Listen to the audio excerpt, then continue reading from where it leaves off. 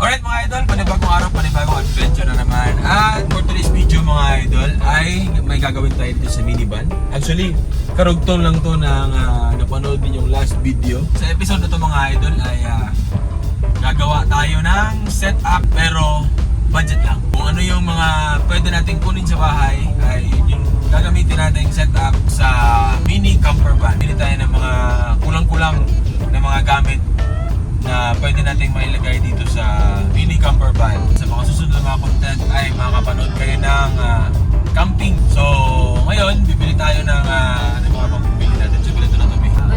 Butane. Bibili tayo ng icebox, no? Pinag-iisipan ko mga idol kung bibili tayo ng malaking stove. Porta ko na kayo ito. Butane muna yung gamitin natin kasi mura lang yung butane mga idol. Nasa mga 60 pesos na siguro yung isa. So kahit bumili tayo ng dalawa, ay mas mura pa rin. Kasi yung malaking stove na price gas, hindi naman malaki. Pero yung medyo malaking stove na pwede mong dalhin sa camping. Nasa 1,000 plus yun. Kung may mga may suggest kayo na posible na kulang sa mga gagawin namin ngayong episode, ay pwede kayo mag-comment dyan sa baba. At hopefully ay maidagdag namin yan sa mga susunod na mga episode mga idol. Kasi hindi naman talaga kami campers. So kami ay campers wannabe lang. At gusto namin makiuso sa mga content dito sa YouTube. Dahil may camper van. Itong camper van na ito ay hindi akin mga idol. At ang may-ari nito ay nasa likod ng camera. Siya po ang bumili ng minivan na 240,000 pesos. At tayo ay nakikigamit lang. At kakamping tayo kasi gusto niya mag-camping. Minivan, 240,000 pesos. Sa mga gustong bumili ay pwede na kayo bili. 1 week na itong minivan ay so far maganda naman. I-drive na namin ito papuntang Tagum City. Medyo malayo yun mga idol. Nasa mga isang oras kalahati na takbo ng minivan. So far wala namang problema. Tapos araw-araw namin gamit to. Yung aircon, malamig. Kahit tanghali, okay siya. Kaya ngayon, alas 11, malamig aircon, naka number 1 lang. Malamig pa rin. Kung matipid ba, okay naman. Medyo matipid siya compared dun sa ibang sasakyan namin. Mas comfortable siya compared dun sa Hyundai i10 na meron kami. Hindi naman ganon kalambot tulad ng Montero. So nasa mid lang siya. Maliit na sasakyan pero malaki ang pwede ikarga sa likod. Dahil malaki siya, ay maganda siyang gamitin na camper van. Mamaya makikita ninyo kung gaano kalaki yung bed na pwede natin ilagay. Tukatin namin mga idol, actual, kung ano yung dimension na pwede ninyong ilagay na bed dito sa likod. Para magkaroon kayo ng idea gaano kalaki yung space ng minivan sa mga gustong bumili. Or sa mga meron ng minivan dyan, ay baka gusto nyo mag-camping at sana makatulong tong video na to. Dahil nga budget lang yung gagawin natin. Kung ano yung mga usually nakikita nyo sa bahay nyo ng mga gamit, ay yun yung ilalagay natin dito. So hindi muna tayo bibili ng mamahaling mga camping gears kasi investment yun mga idol eh. Once bumili ka nun at hindi mo kayang ipagpatuloy na mag-camping ay masasayang yung mga idol. So yung gagawin natin ngayon, sabi ko nga, ay yung mga gamit na usual na nasa bahay lang natin, yung gawin natin setup. Number 1 ay kailangan natin magtipid dahil hindi natin alam kung kaya natin panindigan yung camping content dito sa YouTube. Kasi ang totoo lang mga idol ay dito sa lugar namin, dito sa Davao City, ay kaunti lang yung mga camping area, mga camping site, kaunti lang. So, hindi tulad dun sa Luzon ay ang daming mga camping set, car camping. Pero may mga ilan na rin dito sa Davao City mga idol na medyo malapit, siguro mga 1 to 2 hours na travel. So, medyo malayo pa rin yung mga idol kasi walang traffic dito. Yung 1 to 2 hours dito sa Davao, malayo yun. Kaya tingnan natin kung kaya natin panindigan ng content na to mga idol. Don't skip ads para may budget kami. Panggas, pambili ng uulamin, at syempre pangbayad ng entrance fee dun sa camping site.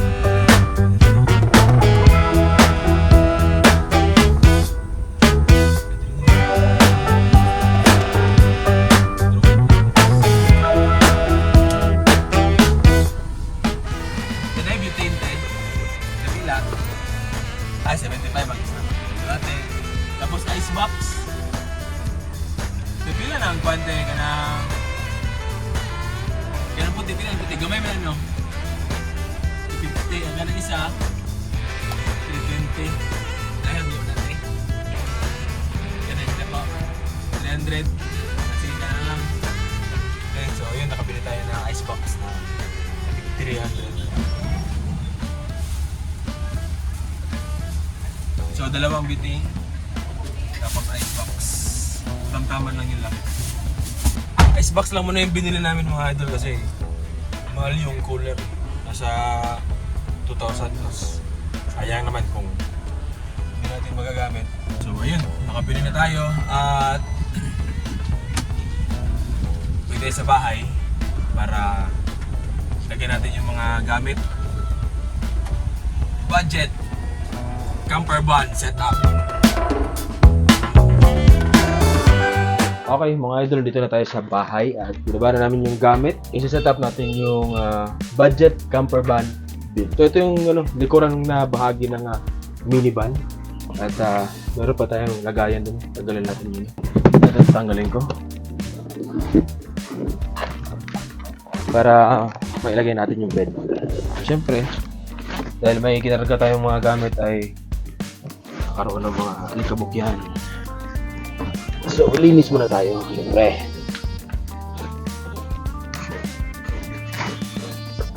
So, sukatin natin kung kasya ba yung isang tao. So, pwede siya. Kaya siya na isarado yung likod pag natutulog na. Bukan natin yung bed kung kasya dito yun. Kasya no? Kasya kayo no? Kasya kayo siya. Yan.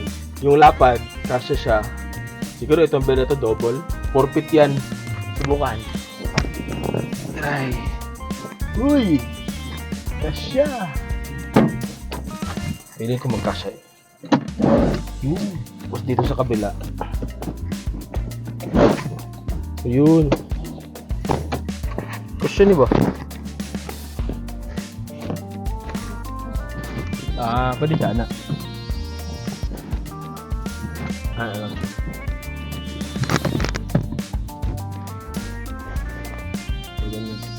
So pwede siya mamaya pag sleeping mode na. Kasi yan.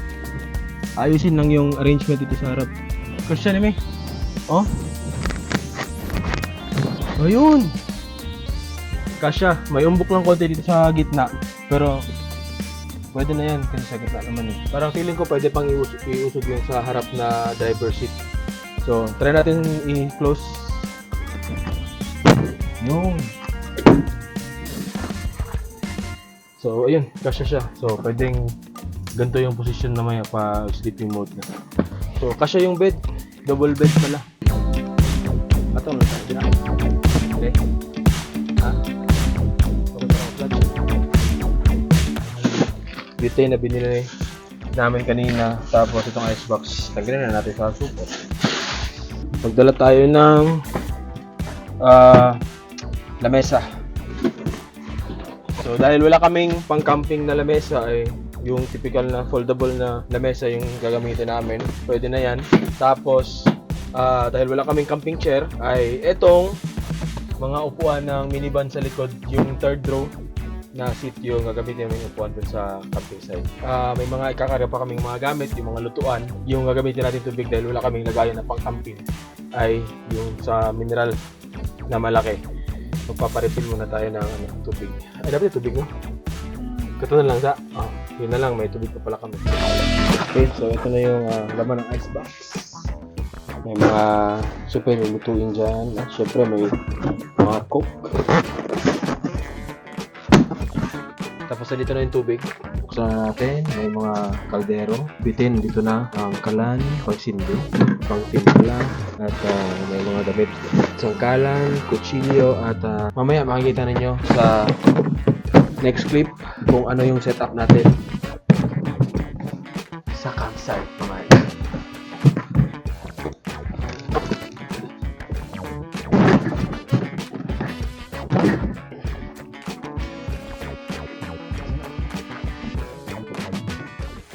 Okay mga idol, at dito na tayo sa campsite at papakita namin kung ano yung ginawa nating setup sa ating camper van build na budget lang. Ito tayo magsimula sa ating tulugan. So, ang ginawa namin ay 4 feet, tapos 6 feet yung haba.